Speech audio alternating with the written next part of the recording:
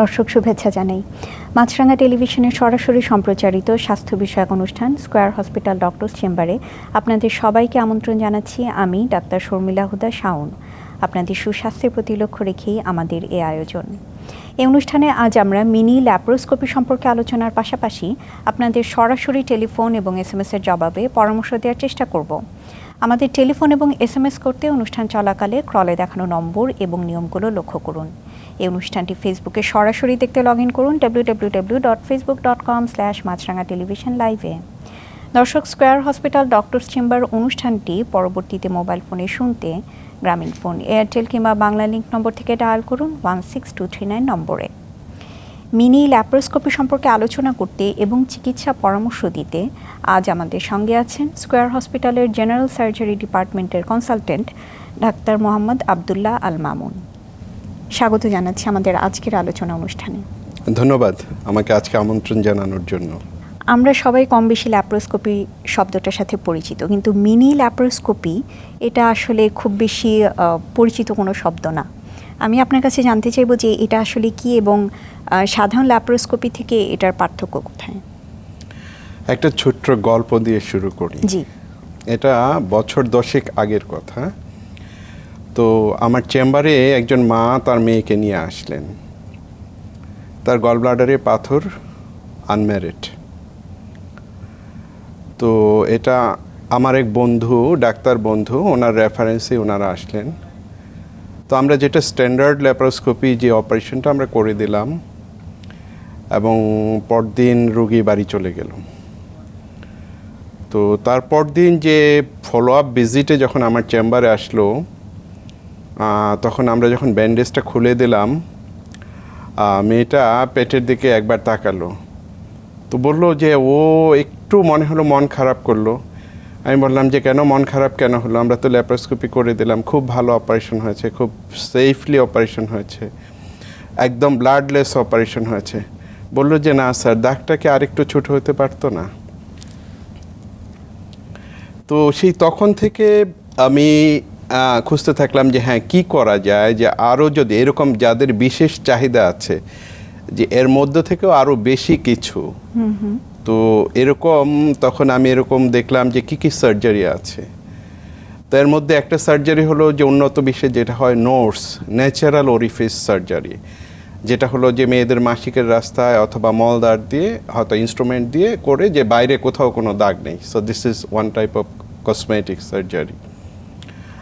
আরেকটা হলো single incision surgery, যেটা হলো যে নাভিতে একটা ডিভাইস বসানো হয়, বাট ওই ডিভাইসটার জন্য প্রায় আপনার হলো 4 to 5 সেন্টিমিটার পর্যন্ত কাটতে হয়।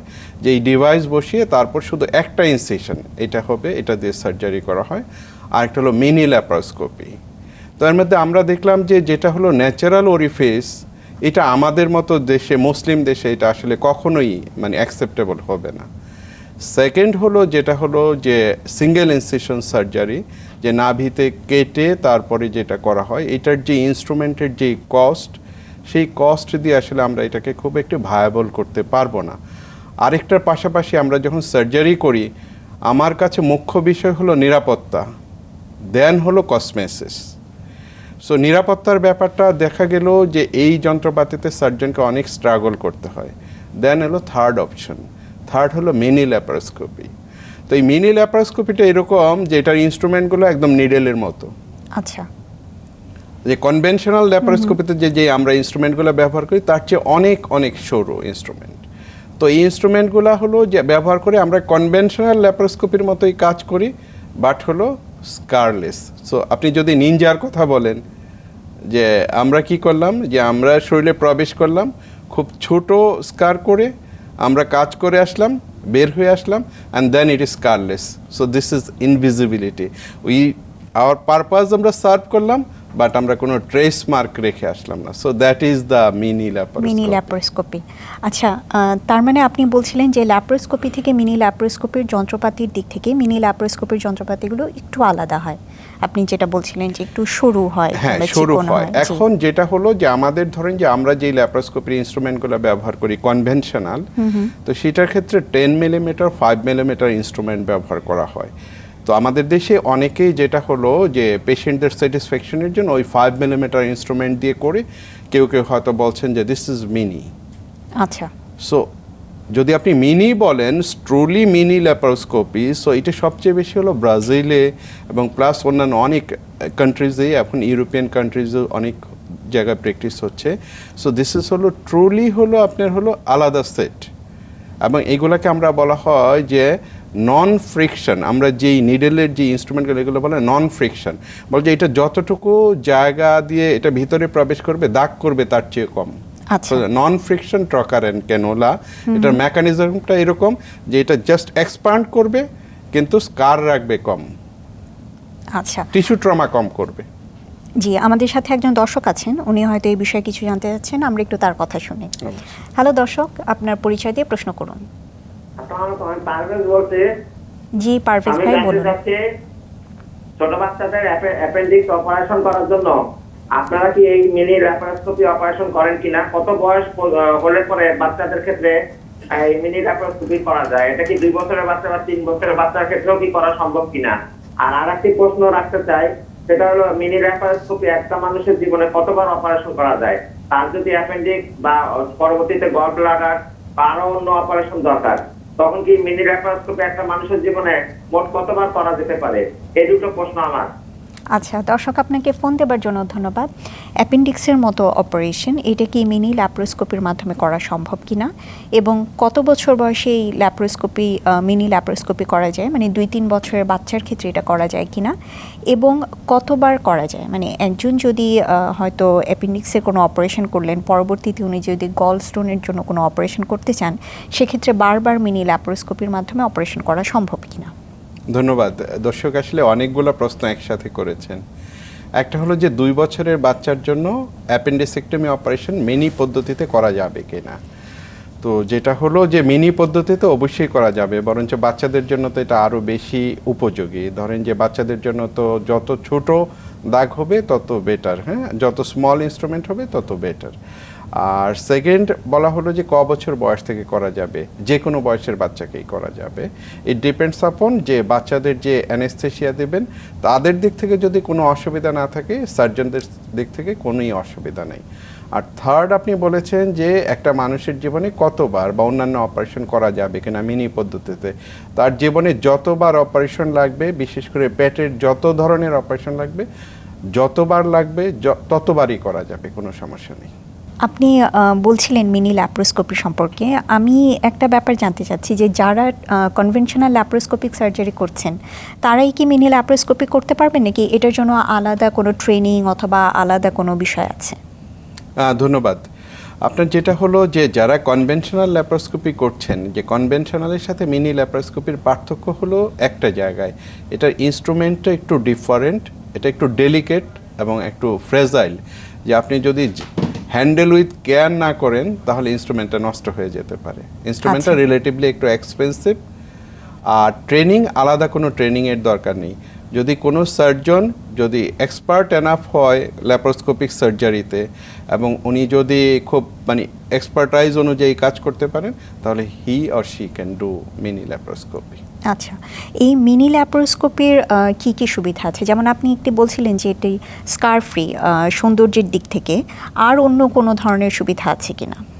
হ্যাঁ, আরও কিছু সুবিধা তো আছেই। যেহেতু আপনার স্কারগুলা ধরেন যে নিডলোস্কোপ আমরা বলি যে ইনস্ট্রুমেন্টগুলো খুবই ডেলিকেট, তো দ্যাটস ওয়াই যে পেইনটা খুবই কম হয়। আপনি তো কম চামড়াতে যদি খুব ছোট্ট একটা ছিদ্র করেন ইঞ্জেকশনের মতো, তাহলে আপনার পেইন কম হচ্ছে। আর ভিতরে আরেকটা সুবিধা হলো যে এটার জন্য কোনো স্টিচের দরকার হয় না, নো স্টিচ। যে কোনো স্টিচের দরকার হলে আপনি আরেকটা টিস্যু ট্রমা করছেন না, যে ওখানে নট দেওয়ার কোনো দরকার নেই। আর ভিতরেও যেটা হলো যে আমরা কনভেনশনাল ল্যাপারোস্কোপিতে আমরা ক্লিপ ব্যবহার করে থাকি, তো মিনি ল্যাপারোস্কোপিতে কোনো ক্লিপ ব্যবহার করা হয় না। সো মিনি ল্যাপারোস্কোপিতে আমরা যেটা করি, এক ধরনের সুতা ব্যবহার করি, যেই সুতাগুলা দিয়ে আমরা বেঁধে আসি, সেই সুতাগুলা আবার শরীরে আপনি এটা মিশে যায়, কিছু সময় পরে এই সুতাগুলার আর কোনো অস্তিত্ব থাকে না। তো দ্যাটস ওয়াই মিনি করলে রুগী যেটা হলো যে হসপিটালে তার খুব বেশি সময় স্টে করতে হয় না এবং সে খুব দ্রুত কাজে যোগদান করতে পারে। এবং যেটা হলো যে অনেক সময় ল্যাপারোস্কোপিক হার্নিয়ার পর অপারেশনের পরও হার্নিয়া হওয়ার সম্ভাবনা থাকে, তো এখানে হার্নিয়া হওয়ার সম্ভাবনাটুকু বহুলাংশেই কমে যায়, কম থাকে। আচ্ছা, এই কনভেনশনাল ল্যাপারোস্কোপি এবং মিনি ল্যাপারোস্কোপির মধ্যে ব্যয়বহুল কোনটা? অবশ্যই আপনি যদি বলেন মিনি ল্যাপারোস্কোপি ব্যয়বহুল, কারণ মিনি ল্যাপারোস্কোপির যে ইনস্ট্রুমেন্ট এটা এক্সপেন্সিভ এবং এটার যেটা হলো যে ফ্রেজাইল, কাজে আপনি যদি হ্যান্ডেল উইথ কেয়ার না করেন তাহলে ইনস্ট্রুমেন্টটা দ্রুত নষ্ট হয়ে যেতে পারে। আচ্ছা, আপনি বলছিলেন, আপনি কিন্তু আপনার বক্তব্যে একবার বলেছেন যে সৌন্দর্যের চেয়ে আপনার পেশেন্টের নিরাপত্তা আপনার কাছে বেশি জরুরি। অবশ্যই, আমার কাছে কেন, আই থিঙ্ক পৃথিবীর সব সার্জনদের কাছে। এই ক্ষেত্রে আপনি এই মিনি ল্যাপারোস্কোপির কথা আলাদাভাবে কিছু বলতে চান? অবশ্যই, আমরা যখন মিনি ল্যাপারোস্কোপি করি, আমরা একটু আগে বলছিলাম যে কসমেসিস আমাদের কাছে কিন্তু কসমেসিস ফার্স্ট প্রায়োরিটি না, ফার্স্ট প্রায়োরিটি কিন্তু নিরাপত্তা। এবং আপনাকে বলছিলাম যে আমরা নোটস যেটা ন্যাচারাল অরিফিস সার্জারি, এবং আমরা বলেছিলাম যে সিঙ্গেল ইনসিশন সার্জারি, এই দুইটাও কিন্তু আপনাকে কসমেসিস দিচ্ছে। তো আমরা সেটার চেয়ে যেটা হলো যে মিনি ল্যাপারোস্কোপি কেন প্রেফার করছি, কারণ mini laparoscopy as well as সার্জনের জন্য আলাদা কোনো ট্রেনিংয়ের দরকার নেই। সার্জন শুধু তার কাজটুকু পারফেক্টলি করবে উইথ জেন্টলনেস। জি, ওই সার্জারিগুলোতে একটু জটিলতার সম্ভাবনা থাকে, যেটা আপনি বলছিলেন যে ন্যাচারাল অরিফিস দিয়ে যেটা করা হয়। অবশ্যই, এটার জন্য যে ট্রেনিং, সার্জনের জন্য একটা হাই স্কিল ট্রেনিং লাগবে তাকে, এবং সেই ইনস্ট্রুমেন্টগুলো আরও বেশি ফ্রেজাইল, এবং সার্জনের যে লার্নিং কার্ভটা অনেক হাই, অনেক লম্বা সময় ধরে তাকে লার্নিং করতে হবে। এবং সেখানে হলো যে খুব কনভার্সন, যেটা হলো যে আপনি কনভার্সন রেটটা একটু বেড়ে যায়। কনভার্সন মিনস হলো যে আপনি যখন ওই প্রসিডিউরটা দিয়ে আর কন্টিনিউ করতে পারছেন না, তখন আপনাকে হয়তো অন্য কোনো প্রসিডিউরে হেল্প নিতে হবে, অথবা পেট কেটে অপারেশন করতে হবে যখন ডিফিকাল্টিজ লেভেল অ্যারাইজ করবে। তো মিনিতে সেই সম্ভাবনাটুকু খুব কম। দ্যাটস ওয়াই আমি মনে করি যে mini is a perfect procedure. এইখানে আপনার যেরকম সেফটি এনশিওর হচ্ছে, অ্যাজ ওয়েল এজ আপনার কসমেসিস এনশিওর হচ্ছে।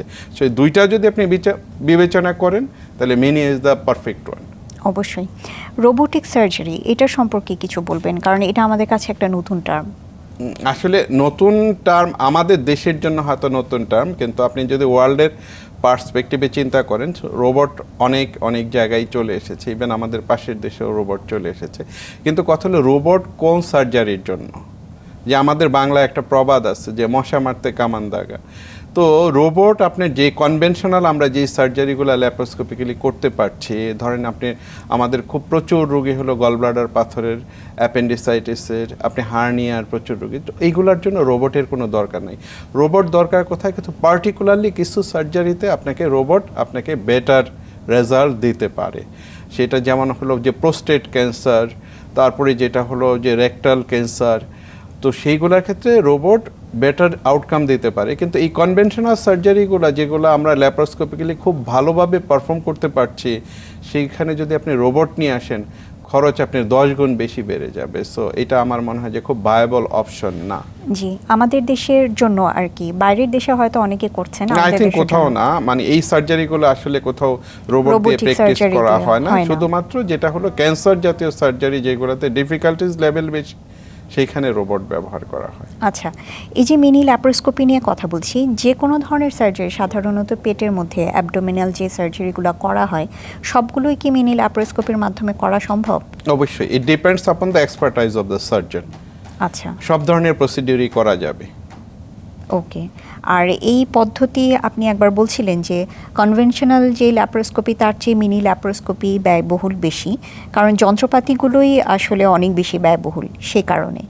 হ্যাঁ, অবশ্যই। যদি আপনি চিন্তা করেন যেহেতু যন্ত্রপাতির হাফ লাইফ আমরা যেটা বলি, যেটা ডিউরেবিলিটি যেহেতু রিলেটিভলি কম, সেই জন্য হয়তো খরচ বেশি। কিন্তু আমি যেটা হলো যে স্কয়ার কর্তৃপক্ষকে ধন্যবাদ দেব, তারা এখনও পর্যন্ত মিনি ল্যাপারোস্কোপি কিন্তু কনভেনশনাল ল্যাপারোস্কোপি আর মিনি ল্যাপারোস্কোপি একই রেটেই করছেন। মানে কেউ যদি স্কয়ারে যান তাহলে তার হাতে দুইটা অপশন থাকবে, either he or she can do conventional or he or she can do mini, price is same. আচ্ছা, তাহলে যে কেউ মিনি ল্যাপারোস্কোপির জন্যই যাবেন, একই যদি depends upon the choice of the person. আচ্ছা, ল্যাপারোস্কোপি, এই মিনি ল্যাপারোস্কোপি কাদের জন্য সবচেয়ে বেশি উপযোগী? আই থিঙ্ক কাদের জন্য, যেই গল্পটা আপনাকে করেছিলাম, বিশেষ করে আমাদের সমাজে, যেমন এই গল্পটা বললে আরেকটা গল্প আপনাকে বলতে হয়। গল্পটা হলো যে জাস্ট কিছুদিন আগে, ঈদের আগে, রমজানের ঈদের আগে এক ভদ্রলোক ওনার মেয়েকে নিয়ে আসলেন যে তার এরকম গলব্লাডারের পাথর এবং বারবার ব্যথা হচ্ছে। আচ্ছা, কত বছর হবে এটা? বয়স ধরেন 25-26। আচ্ছা, তো উনি বললেন যে উনি এখন অপারেশন করাতে চাচ্ছেন না, অপারেশন ছাড়া বিকল্প কোনো চিকিৎসা আছে কিনা। তো আমি বললাম যে গলব্লাডারের পাথর, এটা আপনাকে অপারেশন করে নিতে হবে, আদারওয়াইজ এই পাথরের কিছু কমপ্লিকেশনস, অলরেডি ওর পেইন হচ্ছে। বললো যে আমি এটা করতে চাচ্ছি না, কারণ ওর একটা বিয়ে ঠিক হয়েছে, যে যদি অপারেশন করাতে হয় তাহলে বিয়ের পরে করাবো, বিয়ের আগে করাবো না। তো এটা বলে উনি গেলেন, কিছু ঔষধ লিখে নিয়ে গেলেন। তো তারপর যেটা হলো যে হঠাৎ একদিন ইমার্জেন্সিতে উনি আর মেয়েকে নিয়ে ভর্তি হলেন, যে খুব তীব্র ব্যথা। তো তারপরে যেটা হলো যে ভর্তি হওয়ার পরে ঠিক আমরা যখন তখন উনি এই কথা, স্যার অপারেশন তো করাতে চাই নাই, এখন বাধ্য হয়ে যেহেতু করাতে হচ্ছে, একটা রিকোয়েস্ট, মেয়েটার পেটে যেন কোনো দাগ না থাকে, এইটা আপনি স্যার যেভাবে পারেন আপনি সেভাবে এটা করবেন। অন্তত দুইটা জিনিস। আমি বললাম যে কোনটা বেশি জরুরি, দাগবিহীন না নিরাপত্তা? বলছে অবশ্যই নিরাপত্তা, কিন্তু তারপরে এটা আপনার কাছে রিকোয়েস্ট থাকলো। তো অবশ্যই আমরা তার জন্য মিনি ল্যাপ্রোস্কোপি করেছি, and she was so happy. আচ্ছা, তার মানে মোটামুটি যারা কম বয়সী এবং যারা কসমেটিক পারপাসকে একটু গুরুত্ব দিচ্ছেন তাদের ক্ষেত্রে আপনারা এই সার্জারিটা বেশি প্রাধান্য দিয়ে থাকেন, মিনি অবশ্যই অ্যাকর্ডিং টু ডিমান্ড। আপনি চিন্তা করেন যে কসমেটিক্স জিনিসটা, এটা কিন্তু এটা মানুষের চাহিদা, এই চাহিদাটা কিন্তু আমার মনে হয় যে এটা দিন দিন বাড়ছে, তাই না? এটার সাথে কিন্তু আসলে বয়স কোনো বড় ফ্যাক্টর না। যদি এরকম হয় যে খুব অ্যাডভান্স মেলিগনেন্সি হয়, তাহলে অনেক সময় একটু ডিফিকাল্টিস হয়। তো আমরা বলি যে গলব্লাডার, অ্যাপেন্ডিক্স, হার্নিয়া, হ্যাঁ, এগুলো সবই আপনার মিনি ল্যাপ্রোস্কোপিতে পারফেক্টলি করা যাবে। কিন্তু যদি এর চেয়ে কোনো, আমরা যেগুলো ল্যাপ্রোস্কোপিতে যখন মেলিগনেন্সিগুলো আমরা বললাম যে রেকটাম ক্যান্সার, কোলন ক্যান্সার, এইসব প্রসিডিওর যখন করতে যাই, যদি এরকম ডিফিকাল্ট প্রসিডিওর হয় তাহলে অনেক সময় হয়তো মিনির ইনস্ট্রুমেন্টে সেটা করা নাও যেতে পারে। এটা ডিপেন্ড করবে সার্জনের উপর। সার্জন উইল ডিসাইড যে এটা মিনি করা যাবে কি যাবে না। আচ্ছা, সাধারণত মিনি ল্যাপ্রোস্কোপিক এটা যদি সার্জারি করা হয়, সেক্ষেত্রে একজন কি হাসপাতালে থাকা লাগতে পারে, মানে হাসপাতালে থাকতে হয়? এটা ডিপেন্ড করে হলো কি যে হাসপাতালের পলিসির উপর, এবং সার্জন কিভাবে ওনার এসওপি ঠিক করেন। তো ইউজুয়ালি ল্যাপ্রোস্কোপি মিনি করার পরে পেশেন্ট যদি সকালে অপারেশন হয়, বিকালে বাসায় চলে যেতে পারেন, বা হসপিটালে স্টে করার খুব বেশি লম্বা সময় প্রয়োজন হয় না। তো যেটা হলো যে আমরা ইউজুয়ালি প্র্যাকটিস করি যে উইদিন 24 আওয়ার্সের ভিতরে রোগী ডিসচার্জ করে দেওয়া, টোটাল প্রসিডিউর অ্যাডমিশন থেকে অপারেশনের পরবর্তী ডিসচার্জটা উইদিন 24 আওয়ার্সের মধ্যে কমপ্লিট হয়ে যাবে। আচ্ছা, এবং বাড়ি ফিরে যাওয়ার কতদিন পরে উনি স্বাভাবিক জীবনযাত্রায় ফিরে যাবেন? আই থিঙ্ক যে এটা যদি স্বাভাবিক জীবনযাত্রা, এখন আমাদের মোস্ট অফ দ্য পেশেন্ট যারা আছে তারা ফিজিক্যাল ওয়ার্ক কতটুকু করা লাগে, খুব বেশি ফিজিক্যাল ওয়ার্ক কিন্তু করে না। যদি আপনি সাধারণ যেরকম যেমন অফিস জব যারা করে, so they can do, I think within 7 days তারা তো একদম স্বাভাবিক জীবনযাপন করতে পারবে। ইভেন উইসে ডে 3 থেকেই তারা তাদের অ্যাক্টিভিটিসগুলো করতে পারবে। আচ্ছা, তার মানে আপনি বলতে চাচ্ছেন যে যারা সেডেন্টারি ওয়ার্কার, যেহেতু তাদের খুব বেশি শারীরিক পরিশ্রম করতে হয় না, তারা অফিসে ডে 3 থেকে। কিন্তু এই প্রসঙ্গে তাহলে স্বাভাবিকভাবে একটা প্রশ্ন চলে আসলো যে কেউ যদি জিমে যেতে চান অথবা এই ধরনের কাজ, তাহলে তাকে মনে হয় বিরতি দিতে হবে। জিমের জন্য ইট ডিপেন্ডস, আই থিঙ্ক তাকে হয়তো 1 সপ্তাহ 2 সপ্তাহ পরে যদি শুরু করে তারপরে বেটার আর কি। বাট জিমে কীরকম এক্সারসাইজ করে, আমরা যে কোনো সার্জারির পরেই সাধারণত আমরা বলি যে হেভি এক্সারসাইজটা অন্তত 2 মাস বা 3 মাস একটু অ্যাভয়েড করা, যে কোনো সার্জারির ক্ষেত্রে ইউজুয়ালি আমরা অ্যাভয়েড করার জন্য বলি। আচ্ছা, সাধারণত এই সার্জারির পরে, মানে সেটা মিনি ল্যাপ্রোস্কোপি হোক অথবা কনভেনশনাল ল্যাপ্রোস্কোপি অথবা যে কোনো সার্জারি হোক, দেখা যায় যে কোনো একটা কমপ্লিকেশন অথবা জটিলতা হতে পারে এবং সেক্ষেত্রে সার্জনের সাথে যোগাযোগের প্রয়োজন পড়তে পারে। সেক্ষেত্রে এ ধরনের কি কোনো সাইন আছে যে এই অসুবিধাগুলো দেখা দিলে একজন রোগী তার সার্জনের পরামর্শ নেবেন অথবা জরুরি ভিত্তিতে যোগাযোগ করবেন? হ্যাঁ, অবশ্যই। আপনি কোনো সার্জারি হলে, যে সার্জারি আমি সবসময় বলি this is like a driving. তো আপনি যখন ড্রাইভিং করেন, আপনার কখনো কখনো এরকম হতে পারে যে ছোটোখাটো দুর্ঘটনা বা বড় দুর্ঘটনা হতে পারে, but chance is less likely. কিন্তু আপনি যদি দেখেন যে একটা রোগীর অপারেশন পরবর্তী বাসায় চলে গেছেন, কিন্তু তারপরে যদি তার খুব জ্বর রিগার্ডিং যে আফটার অপারেশন ফিভার যেটা, তারপর যদি সিভিয়ার পেইন অথবা যদি অপারেশন সাইট দিয়ে যদি কোনো ডিসচার্জ বা পাস যদি এরকম আসে, তাহলে অবশ্যই তাকে হসপিটাল বা সার্জনের সাথে কন্ট্যাক্ট করতে হবে, করা উচিত যে if there is this problem is regarding from the surgery কিনা। এটা যদি অপারেশনে উইদিন আই থিঙ্ক 1 মান্থের মধ্যে যদি এরকম কিছু হয়, তাহলে অবশ্যই তাকে এটা সার্জারির সাথে রিলেটেড কিনা এটা এক্সক্লুড করতে হবে আর কি। আচ্ছা, এবং আপনি বলছিলেন যে মিনি ল্যাপ্রোস্কোপিতে আসলে ব্যথার পরিমাণটা খুব কম থাকে, যে কারণে ব্যথানাশক ওষুধও কম খাওয়া লাগতে খুবই পারে। কম খাওয়া লাগে। আচ্ছা, সেক্ষেত্রে যদি কারো ব্যথা থেকেই থাকে, কি ধরনের ওষুধ আপনারা বলে থাকেন রোগীকে খাওয়ার জন্য? প্যারাসিটামল জাতীয়? হ্যাঁ, প্যারাসিটামল ওষুধ তো আমরা ব্যবহার করি, কিন্তু প্যারাসিটামলের প্রতি মানুষের একটা মনে করে যে প্যারাসিটামল শব্দটার আগে সিম্পল প্যারাসিটামল শব্দ ব্যবহার করে। This is not a simple, but মিনির ব্যথা এরকম কম থাকে যে এই simple paracetamol can relieve your pain most of the times. আচ্ছা, তার মানে আসলে এটার ব্যথা এতটাই কম যে এটা খুব একটা বেশি যে গুরুত্ব বহন করে তা না। যে কোনো ধরনের এই প্যারাসিটামল দিয়েও কেউ যদি চান মনে করেন, তাহলে উনি এই ওষুধটা খেতে পারেন ব্যথার তবে জন্য। এইখানে আপনাকে একটা কথা বলতে হবে যে ব্যথার পারসেপশনটা কিন্তু পার্সন টু পার্সন ভেরি করে। অবশ্যই। কাজে আমি যদি বলি যে প্যারাসিটামল খেয়ে সবার ব্যথা ভালো হয়ে যাবে, ইট মে নট বি। কারণ কারো কারো আছে যে অল্প ব্যথাতেই উনি কাতর থাকেন, আবার কেউ কেউ সিভিয়ার পেইনেও হয়তো অতটা কাতর হয়ে পড়েন না। তো ইট ডিপেন্ডস, আমরা দেখছি পেশেন্ট টু পেশেন্ট ভেরি করে মানে ব্যথার সিভিয়ারিটি, বাট ইন জেনারেল যদি বলেন এখানে পেইনের সিভিয়ারিটিটা অনেক কম হয়। আচ্ছা, একটা টার্ম বলি, ডায়াগনস্টিক ল্যাপ্রোস্কোপি, এটা সম্পর্কে কিছু বলুন। হ্যাঁ, ল্যাপ্রোস্কোপি জিনিসটা তো শুধুমাত্র যে এটা থেরাপিউটিক, যেটা দিয়ে শুধু ট্রিটমেন্ট করা হয় তা কিন্তু না। ল্যাপ্রোস্কোপি ক্ষেত্র বিশেষে কিন্তু কিছু কিছু রোগের ডায়াগনোসিসের জন্য, রোগ শনাক্তকরণের জন্য, কিছু কিছু রোগ কতটুকু বেড়ে গেছে যে এক্সটেন্ট অফ দ্য ডিজিজ, যে রোগের বিস্তৃতি কতটুকু, এটা দেখার জন্য ব্যবহার করা হয়। তো যেমন ডায়াগনস্টিক ল্যাপ্রোস্কোপি আপনি জানেন যে অনেক সময় কিছু কিছু আছে পেট ব্যথা আছে, কোনো কারণ কোনো পরীক্ষা নিরীক্ষা করে ডিটেক্ট করা যাচ্ছে না, দেন অনেক সময় ডায়াগনস্টিক ল্যাপ্রোস্কোপি এটার কারণটা বের করে দিতে পারে। সেকেন্ড, আপনি জানেন যে আমাদের দেশে যেটা সবচেয়ে বেশি প্র্যাকটিস করা হয় যে ইনফার্টিলিটিতে, আমাদের যারা গাইনিক কলিগ যারা আছেন তো ওনারা ব্যবহার করেন যে ইনফার্টিলিটির জন্য যে ডায়াগনস্টিক ল্যাপ্রোস্কোপি করে দেখেন। So this is not A treatment.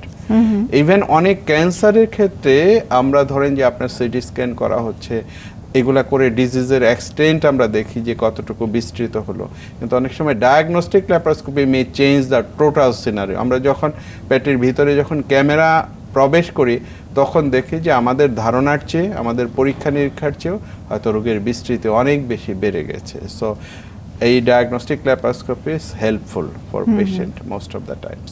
আচ্ছা, যদি আপনার এই কথা প্রসঙ্গে আমি একটু জানতে চাই, যদিও আপনি সার্জন, গাইনিতে কি মিনি ল্যাপ্রোস্কোপি ব্যবহার করা হয়? গাইনিতে I think it depends upon the surgeon's choice, এবং ইট ডিপেন্ডস আপন যে উনি এটা প্র্যাকটিস করছেন কিনা। আচ্ছা, উনি যদি এটা প্র্যাকটিস করেন, so anyone can practise it. G.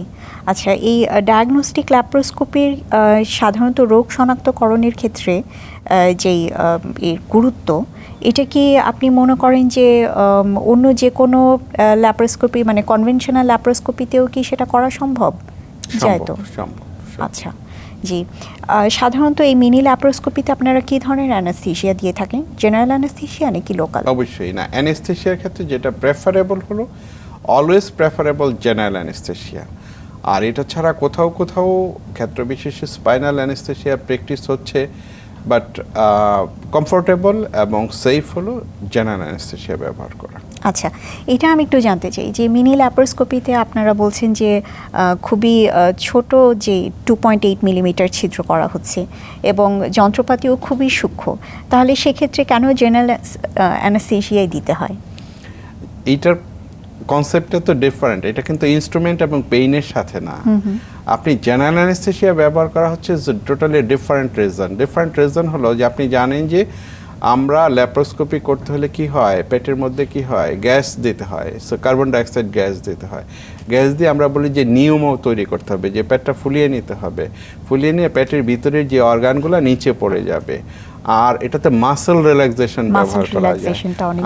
Muscle relaxation যদি ব্যবহার করতে হয় তাহলে you have to go for general anaesthesia. আপনি অন্য কোনো অ্যানেস্থেসিয়া যদি ব্যবহার করেন তাহলে মাসল রিল্যাক্সেশন হবে না। কারো যদি এমনিতে কোনো সার্জারি হয়ে থাকে সেক্ষেত্রে কি পরবর্তীতে মিনি ল্যাপ্রোস্কোপি করা সম্ভব? হ্যাঁ, অবশ্যই।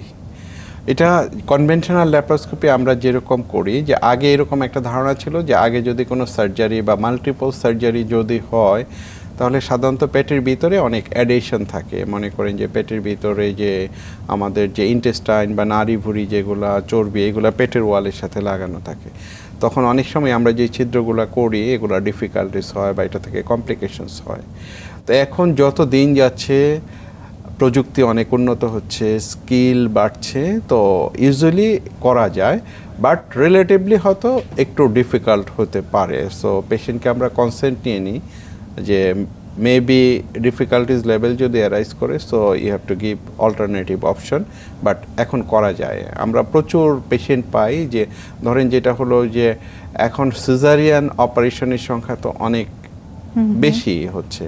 তো দেখা যায় যে জাস্ট হলো যে 25-30 ইয়ার্স অ্যাবাভ লেডিদের যদি কোনো সার্জারি করতে হয় তাদের প্রায় দেখা যায় আগে একটা প্রিভিয়াস সিজার, একটা বা দুইটা সিজার। আবার অনেকের মনে করেন যে এরকম ইয়াং এই যে অ্যাপেন্ডিসেক্টমি কেটে অপারেশন হয়েছে, এখন উনি ল্যাপ্রোস্কোপি সার্জারির জন্য এসেছেন। তো we are doing it. So now কোনো কখনই বলা হয় না যে আগে অপারেশন হয়েছে আপনার এখন ল্যাপ্রোস্কোপি করা যাবে না। So we can do it, but particularly হয়তো খুবই মানে সেই সংখ্যাটা খুবই নগণ্য কেসে হয়তোবা সেটা ডিফিকাল্টিস হতে পারে, but we consult with the patient. আচ্ছা, আপনি মাত্র অ্যাপেন্ডিসেক্টমির কথা বললেন। সাধারণত দেখা যায় যে অ্যাপেন্ডিসাইটিস অনেক ইয়াং এজের পেশেন্টদেরও হতে পারে। সেক্ষেত্রে কি আপনারা মিনি ল্যাপ্রোস্কোপি অ্যাপ্লাই করতে পারবেন তাদের ক্ষেত্রে মিনি ল্যাপ্রোস্কোপির মাধ্যমে? এটা তো আপনি যেটা হলো যে অ্যাপেন্ডিসাইটিসের যে ব্যথা বিশেষ করে ইয়াং অ্যাডোলেসেন্ট আনম্যারিড গার্লসদের জন্য হলে আমাদের দেশে তো মানে আমাদের দেশের মানুষজন এখনও মানে একটা কি বিশেষ করে ইয়াং আনম্যারিড গার্লদের ক্ষেত্রে অপারেশন করানোর আগে 10 বার চিন্তা করেন যে একটা অপারেশন করলে ওইখানে একটা স্কার মার্ক থাকবে। সো এটা জিজ্ঞেস মানে যে মেয়েকে হয়তো বলতে হয় যে কি অপারেশন হয়েছিল। সো এখন আই থিঙ্ক যে আমরা অনেক বেশি হচ্ছি, আধুনিক হচ্ছি। সো এইসব সিলি ব্যাপার নাই, কিন্তু তারপরেও মনে হয় আমাদের সমাজে এরকম কিছু আছে। তো এরকম চিন্তা ভাবনা দেখি আর কি আমরা যে গার্জিয়ানরা করেন।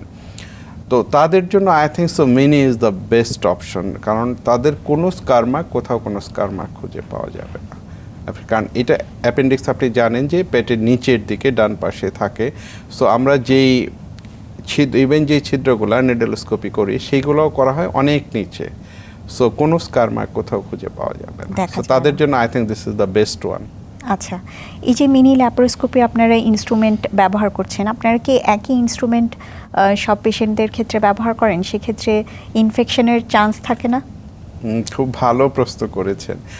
আমরা আপনি যদি বলেন যে ইনস্ট্রুমেন্ট, আমরা ইনস্ট্রুমেন্ট ব্যবহার করছি, কিন্তু আপনার কথা হলো যে একই ইনস্ট্রুমেন্ট বাট একটা অপারেশন হয়ে যাওয়ার পরে সেই ইনস্ট্রুমেন্টটাকে আবার কিন্তু স্টেরিলাইজ করতে হয়। স্টেরিলাইজেশন মিনস হলো জীবাণুমুক্ত করার পরে তার পরবর্তীতে অন্য পেশেন্টকে ব্যবহার করা হবে। So different type of instrument আছে।